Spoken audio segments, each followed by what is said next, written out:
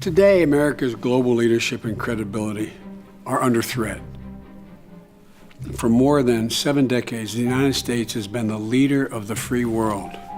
Together with our partners in Europe, we've built a liberal world order after World War II to ensure that kind of global destruction and loss could never take place again.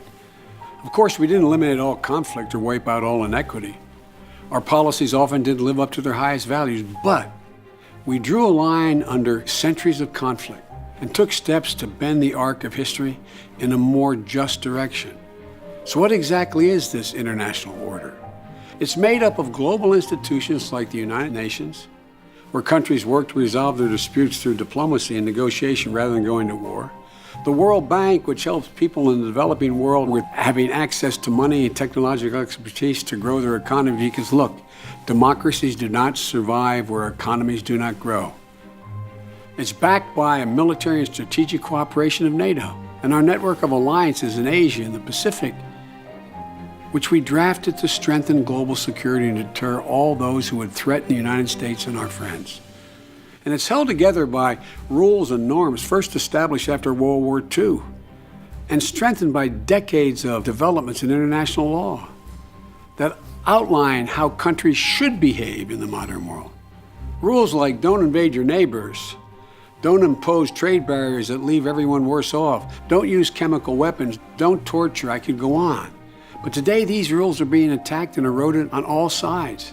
They're being attacked from the outside by autocrats and strongmen like Vladimir Putin, who want to break down the international rule order and destroy everything we've built in order to gain power and influence in Europe. And they're being broken down by this administration.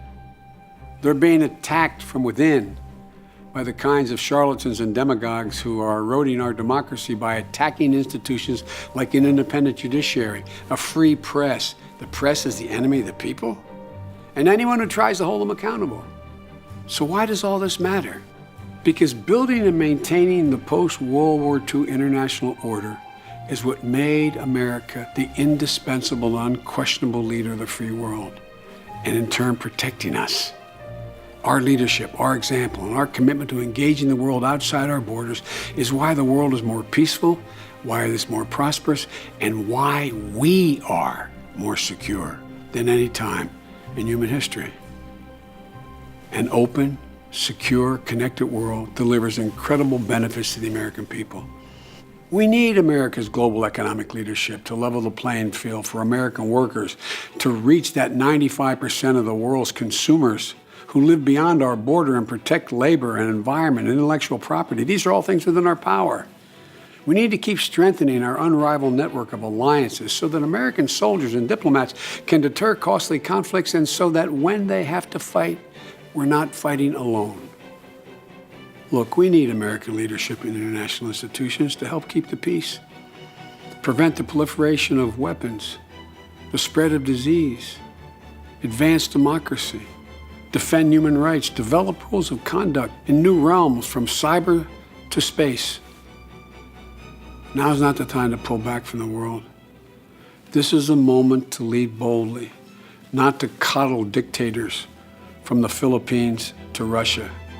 Continue to invest in our security, reaffirming our shared values and expanding the cause of liberty around the world. We don't fight for these interests, and our values. Who's going to do it? We must reestablish our value system and our leadership. And we have to do it now.